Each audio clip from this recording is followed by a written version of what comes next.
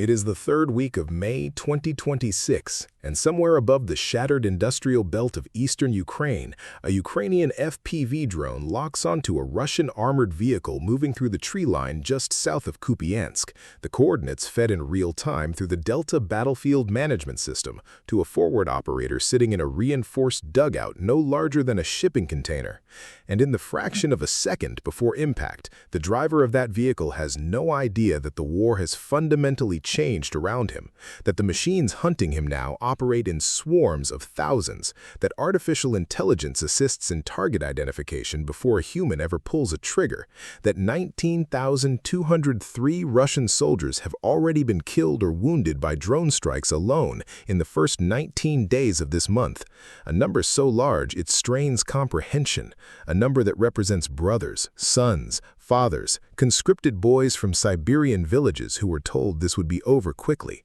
a number that Russia's own state media cannot report because the Kremlin still calls this a special military operation, still insists the army is advancing, still tells its citizens that everything is under control, even as the front lines in the south of Ukraine have shifted by more than 400 square kilometers since winter, even as Ukrainian Commander-in-Chief Alexander Syrskyi has announced to the world that for the first time in this long, grinding war, Ukrainian offensive assaults are now outnumbering Russian attacks across the entire theater, a statement that would have seemed impossible 12 months ago, a shift so significant that Western analysts scrambled to verify it against Institute for the Study of War data and found it to be true, and then looked at each other and quietly acknowledged that the momentum of this war that has consumed over 1 million Russian military casualties since February 2022, this war that has left 15,000 Ukrainian civilians dead according to United Nations counts,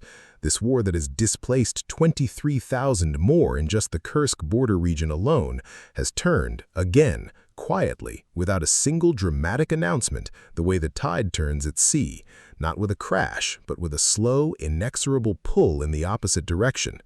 And so this is the week we need to examine, this specific week of May 18 through May 24, 2026, because within these 7 days, the shape of every major military conflict on Earth shifted in ways that will be studied in war colleges for decades. And to understand what happened, you have to understand not just the individual events, but the connections between them, the way the Iran ceasefire negotiations in Islamabad feed directly into the availability of Patriot interceptors for Ukrainian cities, the way Russia's pressure on Belarus to open a third front relates to Moscow's growing desperation in the Donetsk corridor, the way a peace deal being finalized in the Persian Gulf sends a signal to Vladimir Putin that his window for extracting favorable terms in Ukraine is narrowing faster than he calculated. So let us begin at the beginning of this week, at 0800 on the morning of Monday, May 18, when the Ukrainian General Staff released its daily operational summary, and the numbers in that summary were quietly staggering, because in the previous 24 hours alone, Russian forces had launched 112 airstrikes, dropping 316 guided aerial bombs on Ukrainian territory. They had deployed 8,065 kamikaze drones in a single day. They had conducted 2,716 shelling attacks on populated areas in Ukrainian military positions, including 104 attacks using multiple launch rocket systems. And yet, despite all of this, despite this overwhelming volume of fire that would have shattered any conventional army, Ukrainian defenders recorded 242 combat engagements and repelled 32 separate assault actions in the areas of Rodinske, Novo-Alexandrivka, Kryshine, Udachne, Molodetske, Suhetske, Ivanivka, Nove Shahove, and across the approaches to Mirne, Bilitske, Sergeyivka, and Novopavlivka, repelled them entirely, pushed the Russian assault columns back into the tree lines and the devastated village outskirts from which they had come, and Russian invaders lost in that single day 1,220 personnel killed or wounded, 1,220 human beings removed from the Russian order of battle in 24 hours on a front that stretches hundreds of kilometers. And this is what modern industrial warfare in 2026 looks like. It is not the clean, decisive maneuver of armored columns that generals studied in Cold War academies. It is this relentless, grinding attrition in which technology has multiplied the lethality of every weapon system to a degree that makes the trenches of the First World War look almost merciful by comparison, because at least then a man in a trench had some chance of surviving the day, whereas in this war, a Russian soldier emerging from his fighting position within range of Ukrainian drone operators has a life expectancy that can be measured in minutes rather than hours. And the drone operators know this, and the Russian commanders know this, and yet the attacks keep coming because Putin's military machine has thus far found enough bodies to sustain the losses, relying on a combination of contracts promising enormous signing bonuses, prison recruitment that emptied Russian penitentiaries of men willing to fight for a reduced sentence, North Korean soldiers deployed in the Kursk region where they suffered catastrophic casualties against Ukrainian defenders who found them brave but tactically naive, and a conscription apparatus that reaches into every region of Russia's vast territory. And so the war grinds on, and on May 17, Zelensky confirmed publicly what Ukrainian intelligence had been hinting at for days, that Ukraine was behind the massive drone strike on a 100-kilometer radius around Moscow, a strike that hit military-industrial targets in what appeared to be a carefully calculated response to the Russian attacks on Kyiv on May 13 and 14 that had killed 52 people in the Ukrainian capital, 52 people going about their lives in a city that has now endured 4 years of this. And Zelensky's confirmation was not an act of recklessness, but of deliberate signaling, a message to the Kremlin and to the watching world that Ukraine possesses both the capability and the will to reach deep into Russian territory. And in the days surrounding that Moscow strike, Ukraine hit the Rayon refinery on May 15, the Azot chemical plant in Stavropol Krai on May 16, the Yaroslav refinery on May 19, the Lukoil refinery in Kistovo in Nizhny Novgorod on May 21, and the Syzran refinery in Syzran on May 22, a systematic campaign against Russian energy and industrial infrastructure that mirrors almost exactly what Russia has been doing to Ukraine's power grid for 2 years, a campaign of economic attrition designed to increase the cost of this war for Russian citizens in ways that Russian state media cannot entirely suppress, because when the lights flicker in Yaroslav or fuel prices spike in Nizhny Novgorod, ordinary Russians feel the war in their daily lives, regardless of what the television tells them. And this matters because Putin's domestic political calculus depends on keeping the Russian population quiescent, keeping them convinced that the war is being won at acceptable cost. And every refinery strike, every facility burning in Russian territory chips away at that narrative. And then on May 16, Zelensky announced something that stopped intelligence analysts in Washington and Brussels in their tracks, because in addition to the deep strikes, Ukraine had also targeted Russian military hardware directly, striking helicopter gunships, amphibious craft, a ship laden with ammunition, and anti-aircraft missile systems in a single coordinated set of operations, demonstrating a reach and a simultaneity that suggested Ukrainian strike capability has expanded significantly since the beginning of the year. And all of this was happening against the backdrop of a diplomatic development that added urgency to every military calculation on every front.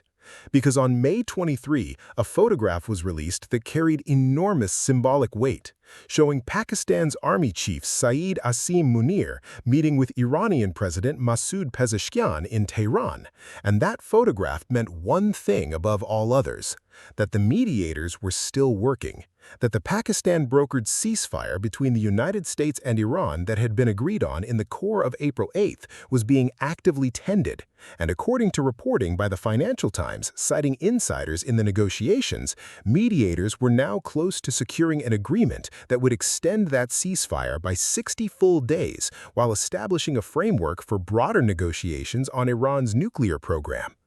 And if you understand what that means, you understand why the Ukraine frontline and the Iran negotiations are not separate stories, but are in fact the same story told from different angles. Because the 2026 Iran war, which began on February 28 when the United States and Israel launched coordinated strikes under the operation codenamed Epic Fury, strikes that killed Supreme Leader Ali Khamenei and targeted Iranian military and nuclear infrastructure simultaneously. That war created a global crisis that rippled into every other conflict on Earth. And the Ukraine war is perhaps where those ripples have been felt most severely, because the Patriot air defense system that forms Ukraine's backbone protection against Russian ballistic missiles like the Iskander and the Kinzhal was suddenly in demand from multiple directions at once, with Gulf states needing it against Iranian drone and missile attacks, and Ukraine needing it against the Russian ballistic missile salvos that reached their highest intensity in 4 years in February 2026,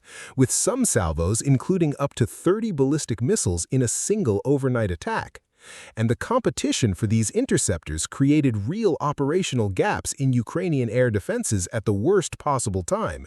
And so, when you watch Pakistani Army Chief Munir sitting across from President Pezeshkian in Tehran on May 23, you are watching a meeting that has direct implications for whether Ukrainian civilians survive the next winter. Because every week the Iran ceasefire holds is a week during which interceptor stocks can be rebuilt and distributed. And every week it collapses is a week that diverts Western attention, diplomatic energy, and defense industrial capacity away from Ukraine and toward the Persian Gulf.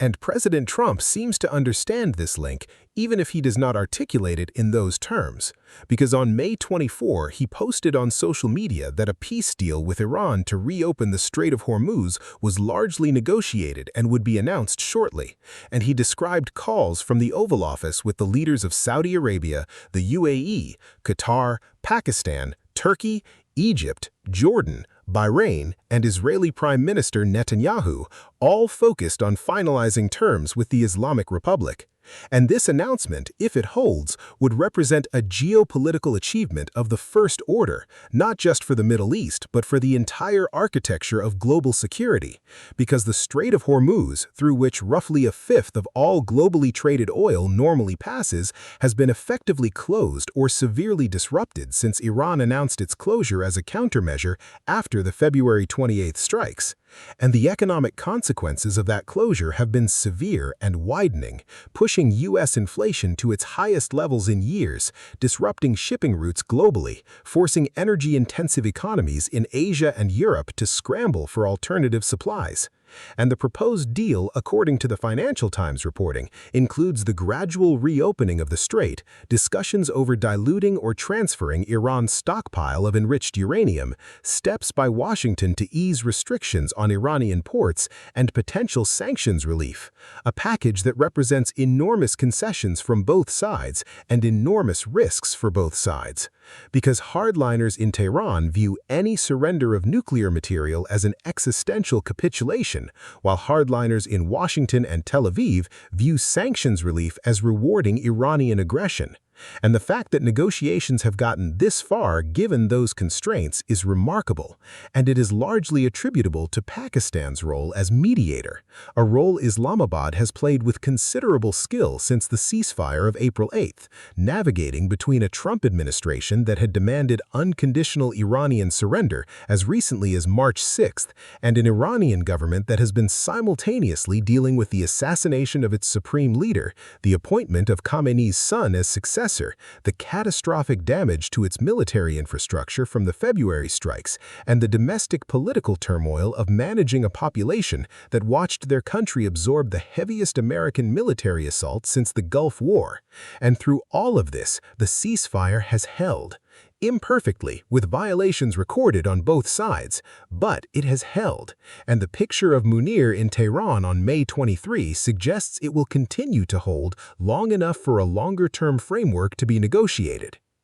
And meanwhile, back in Ukraine, the war's character was shifting, not just in the air, but on the ground. Because in the Kupiansk direction, the pattern of fighting in the week of May 18th to May 24th tells a story that Russian military planners do not want to acknowledge, which is that the recapture of much of Kupiansk that began in November 2025 has continued to accelerate, with Ukrainian forces and Russian forces clashing repeatedly near Kupiansk itself, near Petropavlovsk, Pavlovka, Hlushkivka, and Novoosinovo, Russian forces still pressing in the area, but now doing so defensively in many sectors rather than with the confident offensive posture they had maintained through most of 2024. And in the Lyman direction, the fighting around Drobicheve, Dibrova, Ozerne, Stavki, Lyman itself, and Yampil was similarly intense but similarly inconclusive for Russian forces, who attacked 13 times in the span of a single day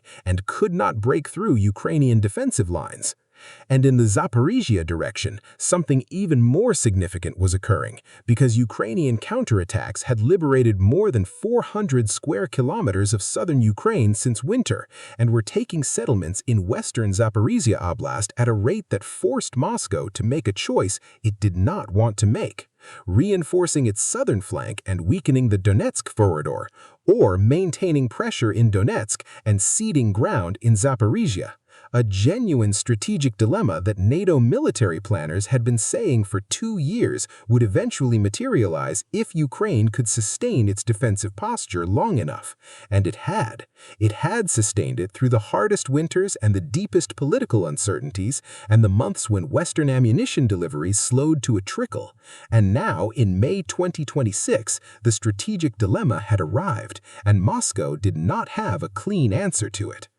And the numbers illustrated just how acute the pressure had become, because according to data from Ukraine's Delta Battlefield Management System cited by Unmanned Systems Forces Commander Major Brovdi, known by the call sign Magyar, Ukrainian drones struck 19,000 Russian personnel in the first 19 days of May 2026 alone. And Brovdi forecast that drone strikes alone would continue to inflict losses at this pace or higher for the foreseeable future, because Ukraine has invested deeply in its domestic drone manufacturing capacity, because it has trained tens of thousands of drone operators who have refined their tactics through years of actual combat to a degree of proficiency that no training exercise can replicate, because the Ukrainians have built electronic warfare systems to counter Russian jamming and counter-electronic warfare systems to defeat those counters in an iterative technological arms race that has advanced drone warfare by decades in the space of 3 years. And German sniper rifles described by Ukrainian operators as capable of tearing targets apart were now in the hands of frontline units as of the week of May 18th, another capability addition in a week filled with capability additions. And Russia was trying to respond, but its responses were increasingly revealing of internal strain, because on May 20th, Ukrainian forces reported something almost comical in its implication, that Russian forces in the Zaporizhia direction had suffered a mass alcohol poisoning incident, dozens of soldiers incapacitated not by Ukrainian weapons, but by contaminated alcohol, a detail that speaks to the desperation and degradation of morale in units that have been deployed for extended periods without adequate rotation, without adequate supply chains, without adequate command attention. Units that drink whatever they can find, because the psychological toll of this war is immense, even for the victors, and devastating for an army that has lost 1 million casualties and cannot honestly explain to its soldiers why those casualties were necessary or what victory even looks like anymore. And speaking of what victory looks like, the political strategic picture was further complicated by Russia's behavior toward Belarus, because Ukrainian intelligence and Zelensky himself reported that Russia was pressuring Belarusian President Alexander Lukashenko to open a new front in the war, launching a simultaneous attack on Kyiv from Belarus while coordinating with Russian forces pushing from the Bryansk region, a scenario that would theoretically stretch Ukrainian defensive resources across multiple axes simultaneously. But Ukrainian defense officials assessed that the northern border region was sufficiently fortified to make a large-scale offensive unlikely, and the operational logic of such an attack had grown more dubious as Russian ground forces had demonstrated in Kupiansk and Zaporizhia that they lacked the manpower to exploit any breakthrough they achieved. So the Belarus pressure appeared more as an attempt to tie down Ukrainian reserves in the north than as a genuine operational plan. A strategic bluff designed to force Kyiv to keep forces in positions where they could not reinforce the south. And Lukashenko's own position was itself a variable in this calculation, because the Belarusian president, who has spent years as Moscow's most reliable satellite, is increasingly aware that his survival depends on maintaining just enough independence to avoid being consumed entirely by the war's political gravity. And Russia's delivery of additional nuclear weapons to Belarus and its highly publicized joint war games there were intended as signals to both Ukraine and NATO, but read by experienced analysts as signs of strategic anxiety rather than strategic confidence. The behavior of a power that is running out of conventional options and reaching for nuclear signaling as a substitute. And it was against this backdrop of military pressure across multiple fronts, diplomatic maneuvering in Tehran and Islamabad, nuclear posturing in Minsk, and drone warfare that had industrialized killing to an almost bureaucratic efficiency, that the week's most significant geopolitical development was unfolding in the financial data that most people were not watching. Because Russian households had pulled billions from bank deposits in the first major cash outflow since 2022, a sign that ordinary Russians were beginning to lose confidence in their financial system, a sign that the economic costs of this war were finally beginning to penetrate the bubble of state media-managed reality in which many Russians had been living. Because war at this scale and this duration cannot be hidden forever. It seeps into everyday life through the absence of men who should be home, through the price of eggs and fuel and imported goods, through the business owner who cannot hire because the workers are in Donetsk, through the mother who has been told her son is a hero but was not told what a hero's body looks like after a Ukrainian FPV drone catches him in the open. And the cash outflow data suggested that the psychological contract between Putin and the Russian population, the unspoken deal in which Russians accepted authoritarian rule in exchange for material stability and absence of dramatic disruption to daily life, was beginning to fray, and if it frays sufficiently, it introduces a variable into Russian strategic calculations that military analysts are very reluctant to put into their models because it is inherently unpredictable. A leader under domestic pressure does not always behave rationally, and Putin, already under pressure from military setbacks in Zaporizhia and the Kupiansk corridor, and unable to deliver a ceasefire that NATO would recognize as anything other than a capitulation, has fewer and fewer good options. And it was precisely this narrowing of options that informed the diplomatic flurry taking place simultaneously in the Middle East, because Trump's announcement on May 24th that the Iran deal was largely negotiated and his calls with regional leaders was not happening in a vacuum. It was happening because Trump had reached the conclusion that the Iran conflict had outlived its strategic utility and was now producing costs, inflation, energy market disruption, American casualties, the death of 4 U.S. service members in the Iranian theater, costs that exceeded whatever deterrence benefit the February 28th strikes had achieved. And closing the Iran conflict would free up strategic attention for other theaters, allow energy markets to stabilize, reduce the pressure on the Federal Reserve, and give Trump a diplomatic achievement he could present to a domestic audience skeptical of open-ended Middle Eastern military commitments. And from Iran's perspective, the calculus was similarly stark, because the February 28th strikes had devastated the country's military infrastructure, killed its supreme leader, created a succession crisis, triggered Iranian counterstrikes across the Middle East that killed American and Gulf Arab soldiers and civilians, prompted Kuwait and other Gulf states to formally condemn Iranian aggression, and produced a naval blockade of Iranian ports from April 13th onward that was slowly strangling what remained of Iran's economic export economy. And the new leadership under Khamenei's son was inheriting a country that was militarily exhausted, economically besieged, diplomatically isolated, and facing the real possibility of resumed American strikes if negotiations failed. So both sides had powerful incentives to reach a deal, and the Pakistan-mediated framework offered each side a face-saving path to one. Iran could present the ceasefire extension and nuclear framework as a diplomatic achievement that preserved the regime's survival, while the United States could present it as a verification regime that constrained Iran's nuclear program in ways that the previous 2015 JCPOA had not. And Trump, who had spent years attacking the original nuclear deal, could now present a successor agreement as superior to Obama's, a framing that served his domestic political needs, even if the substantive difference between the two agreements was more cosmetic than real. And it was this convergence of strategic incentives that made May 24th's announcement credible, despite the many previous failed deadlines and violated ceasefires, because this time both parties were not just exhausted, but genuinely afraid of the alternative. And across the Strait of Hormuz, where ships sat anchored near Larak Island in a maritime traffic jam that symbolized the entire crisis, the tanker captains and insurance underwriters and commodity traders who had been rerouting cargoes through the Cape of Good Hope since March were beginning to make contingency calculations about what a reopened strait would mean for global energy prices. And the answer was that it would mean a significant drop in oil prices, a significant reduction in shipping insurance premiums, a significant easing of inflationary pressure in import-dependent economies, and a significant boost to Trump's domestic approval ratings, all of which fed back into the political will to close the deal, creating a self-reinforcing momentum toward an agreement that had not existed even 2 weeks earlier, and the week of May 18th to May 24th is where that momentum became visible to the outside world. Not through any single announcement, but through the accumulation of signals. The Pakistani army chief in Tehran, the Financial Times reporting on a 60-day extension framework, Trump's social media post about a largely negotiated deal, and the quiet telephone diplomacy with 8 regional leaders in a single afternoon. And back in Kyiv, Zelensky was watching all of this with the particular anxiety of a leader who has learned that every diplomatic development in the wider world has consequences for his own war.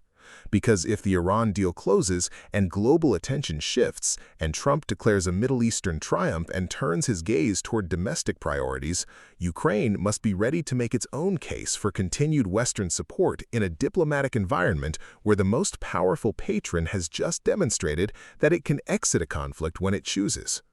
And Zelensky had been building that case through the battlefield results of the past 4 months. The 400 square kilometers of liberated southern territory, the recaptured ground around Kupiansk, the systematic refinery strikes deep inside Russia, the seizing of the tactical initiative that Syrskyi announced, the drone strike statistics that spoke for themselves. All of this was not just military activity, but political communication, a message to Washington and Brussels and London that Ukraine is winning, that the investment is returning returns, that abandoning Ukraine now would be to abandon a country that is doing the hard work itself. And the message appeared to be landing, because European support for Ukraine had increased significantly since the Trump administration had reduced its direct military aid commitment, with Germany deploying advanced sniper rifles, with European ammunition production ramping up, with joint defense cooperation agreements being signed, including Ukraine and Qatar's defense cooperation agreement signed during Zelensky's visit to Doha earlier in the month, which represented the extension of Ukrainian diplomatic relationships into Gulf states that had previously been considered solidly in Russia's diplomatic orbit. And this broadening of Ukraine's strategic relationships in a week when Russia was simultaneously struggling on the battlefield, pressuring Belarus to open new fronts, and watching its domestic financial confidence erode, tells you something about where the weight of history is pressing in May 2026. It is pressing in one direction more clearly than it has in a long time.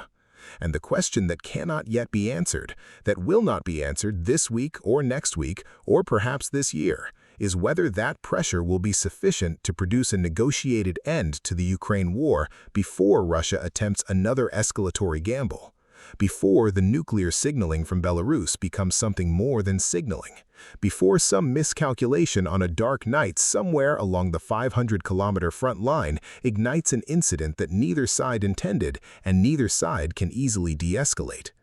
And it is this question, this specific, terrifying question about the distance between where we are and where an accident could take us, that makes every data point from every front in every conflict during this particular week of May 2026 matter more than it might seem.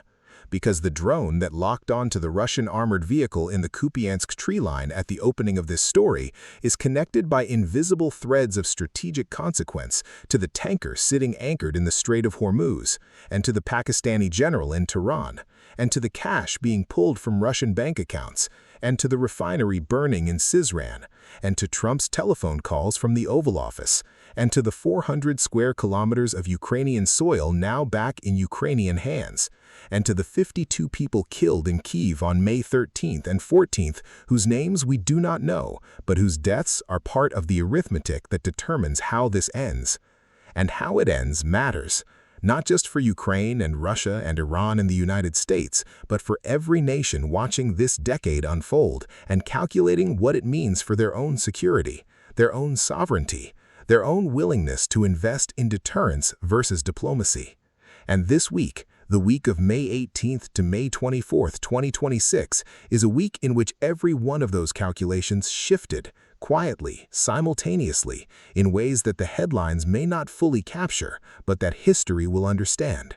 Because in the space of 7 days, the Ukrainian military seized the tactical initiative across an entire theater of war. The Iran ceasefire moved toward a durable extension with a nuclear framework attached. The Strait of Hormuz moved toward reopening. Russia's domestic financial confidence showed its first major crack since 2022, and the web of diplomatic relationships that will eventually determine the architecture of whatever peace emerges from this era of conflict was rewoven in new configurations. And none of it happened dramatically. None of it was announced with fanfare or marked with ceremony. It happened the way the most consequential things always happen, in radar rooms and dugouts and government offices and negotiating rooms in Islamabad and Tehran, in the quiet calculation of costs and options by people under enormous pressure, trying to avoid the worst while reaching for something better.